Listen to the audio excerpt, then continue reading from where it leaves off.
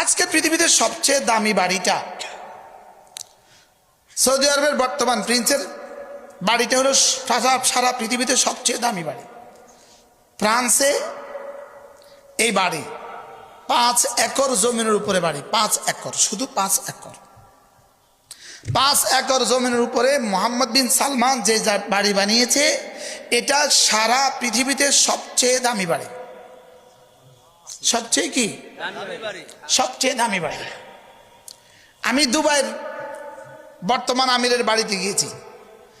দুবাইয়ের বর্তমান আমিরের যে বাড়িটা, একটা বাড়ি, এই বাড়িতে তিনি জীবনে একবার আসছেন। কয়বার?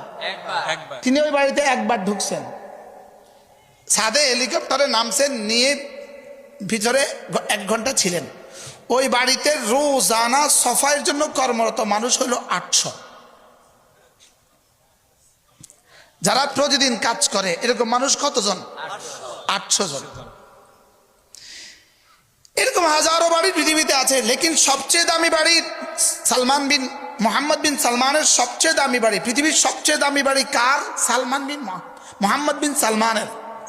এটা ফ্রান্সে করছে ইনি।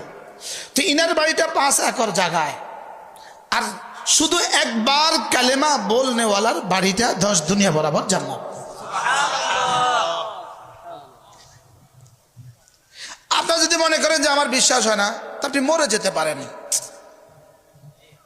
আপনার জন্য একটাই prescription, one prescription for you, only for one prescription for you, death. Mannan স্যারের সংস্পর্শে আসলে আমিও কিছু ইংরেজি পারি। ওই ছোঁয়ায় আলোর ছোঁয়ায় মানুষ আলোকিত হয়, অন্ধকারের ছোঁয়ায় অন্ধকার, বরফের ছোঁয়ায় ঠান্ডা হয়, গরমের ছোঁয়ায় আলো। আর মান্নান স্যারের ছোঁয়ায় আমি ইংরেজি ভালো হয়েছে। সারা পৃথিবীর সমুদয় সম্পত্তির চেয়ে আল্লাহর কসম, একবার সুবহানাল্লাহর দাম আল্লাহ তাআলার কাছে বেশি। বলবেন হুজুর আসলে কথাগুলো কি? হুজুর আসলে কি?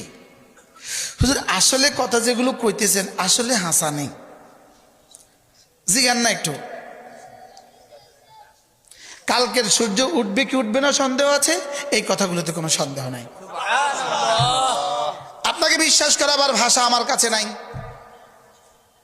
আপনাদেরকে বিশ্বাস করাবার যোগ্যতা আমাদের কাছে নাই। আপনার বিশ্বাস তখনই হবে মরবেন যখন, বাস শেষ। আর তখন বিশ্বাস হইলে হ্যাঁ কাম ব্যাকের সুযোগ নাই।